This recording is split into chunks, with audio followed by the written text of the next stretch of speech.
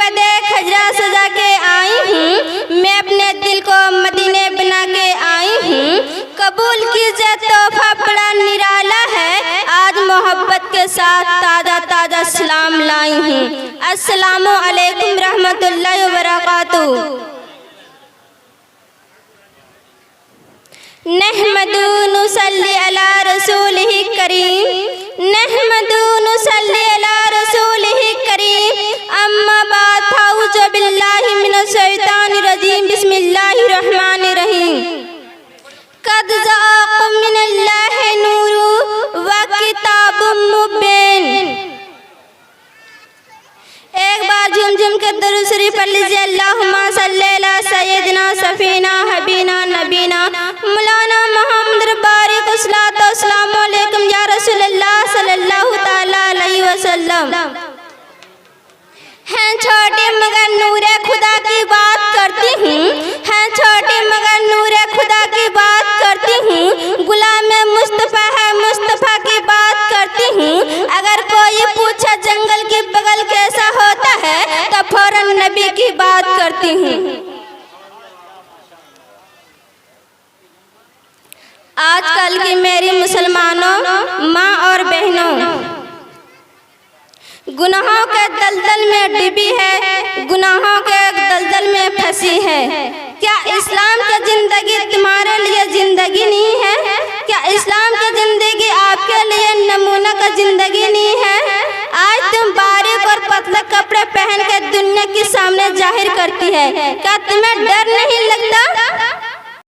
अली का नूर चेहरे चैन करता है, अली का नूर चेहरे चैन करता है। नवासे साहब बदरुन नबी करता है। अरे सितारे आओ मेरे घर की रोशनी तू ले लो, मेरे घर में तू नबी रहते हैं।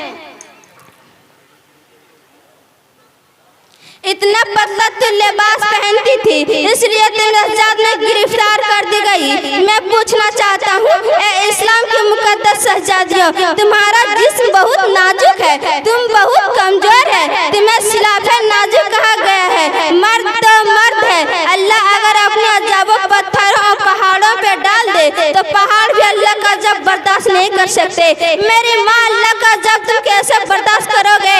तुम्हारे नाजुक वजूद अल्लाह का जब किस कदर बर्दाश्त करने की ताकत रखता है, जरा सोचो तो सही। आज तुम अपने हुस्न का बारीक और पतला कपड़े पहन कर दुनिया के सामने जाहिर कर रही है, क्या तुम्हें डर नहीं लगता? जवानी कितने दिन के लिए आती है? जवानी आती है जाने के लिए, जवानी आती खत्म होने के लिए। ज्यादा से ज्यादा जवानी 10 से 15 साल तक तुम्हारी जवानी तुम्हारी पास रहेगी, उसके बाद फिर क्या है? जिस हुस्न को तुम निवास कर रही है वही हुस्न को कभी कब्र के कीड़े खाएंगे, कभी कब्र के मिट्टी खाएगी। और जो तुम अपनी बड़ी बड़ी आँखों में काजल लगा के, खूबसूरत आँखों में काजल लगा के बार बार ऐनों को देखती है और बार बार औरतों पे फख्र महसूस करती है, मेरे चेहरे कितने खूबसूरत है, मेरे आँखें कितना खूबसूरत है। अरे नादानो, तुम्हारे खूबसूरत चेहरे को हकीकत क्या है? अगर तुम्हारे चेहरे पर चंद फुंसियाँ निकल आए तो तुम्हारे सर तुम्हारे तरफ निगाह उठा कर देखने को तैयार ना होगा।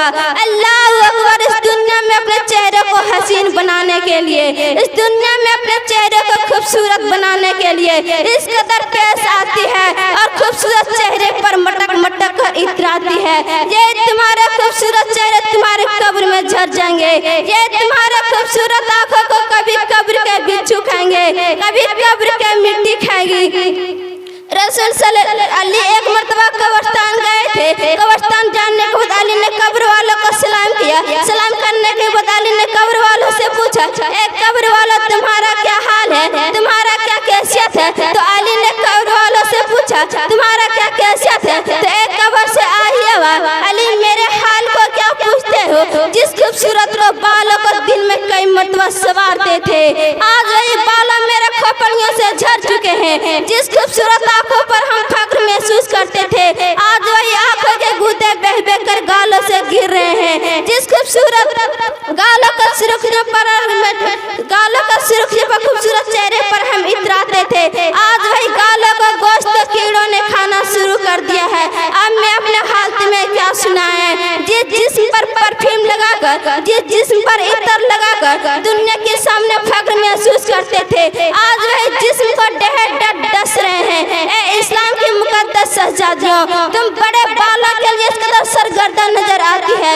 अल्लाह अकबर, इस कदर तुम कोसा नजर आती है।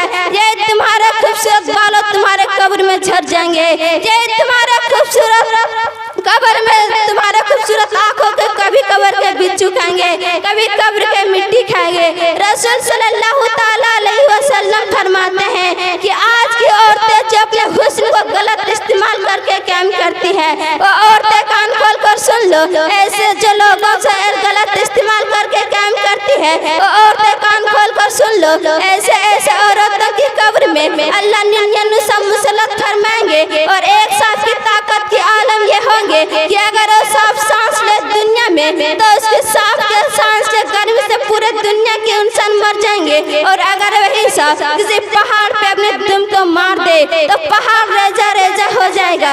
इतना ताकतवर और साफ है। ऐसे ऐसे औरतों के कब्र में, उस कब्र में 99 सब अल्लाह ताला मुसल्लत कर दिया जाएंगे।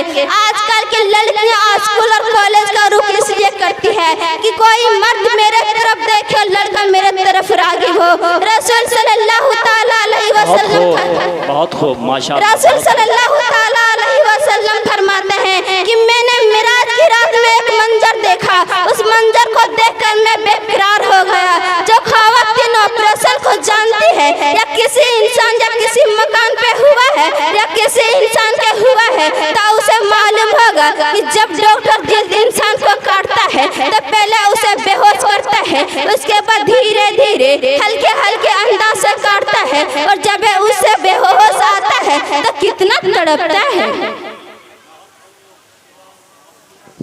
माशाअल्लाह, बहुत खूब, सुभान अल्लाह। जब उसे होश आता है तो कितना तड़पता है, कितना बेचैन होता है, कितना बेकरार होता है।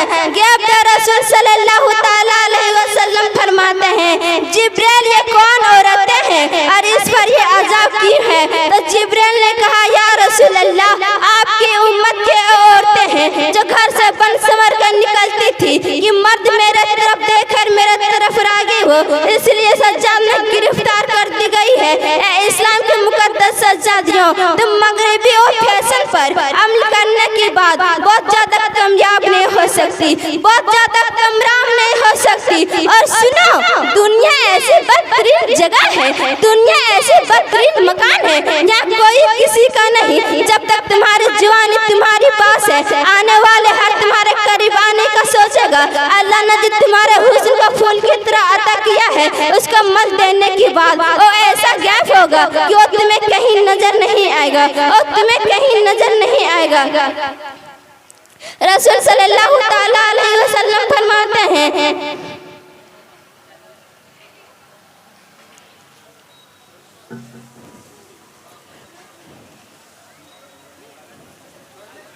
आजकल ये बातें भी सुनने में आ रही है कि औरत को शोहर के होने के बावजूद दूसरे की तरफ निगाह करती है, और दूसरे की तरफ बहलाने फुसलाने पर, कभी दौलत की लालच देने पर, कभी कारों और बैग पर घूमने फिरने की लालच देने पर औरतें फिसल जाती है। बेचारी दरअसल औरतों को नहीं है, क्योंकि बेचारी दरअसल तो नकीस मकल है, वो जल्दी किसी के फंदे में आ जाती है, वो जल्दी ने कोई इसे इस्तेमाल कर लेता है, वो जल्दी ने कोई इसे यूज कर लेता है। रसूल सल्लल्लाहु ताला अलैहि वसल्लम फरमाते हैं कि औरतों की सबसे बड़ा जेवर शर्म हया है। जो औरत जितना बाहया है, वो औरत उतना मुकर्रम हो, वो औरत उतना मुअज़्ज़ज़ हो। अगर तुम्हारे शोहर गरीब है, अगर तुम्हारे शोहर नादान मुफलिस है, तो उस शोहर के साथ वफादारी करो, उसके साथ गद्दारी ना करो।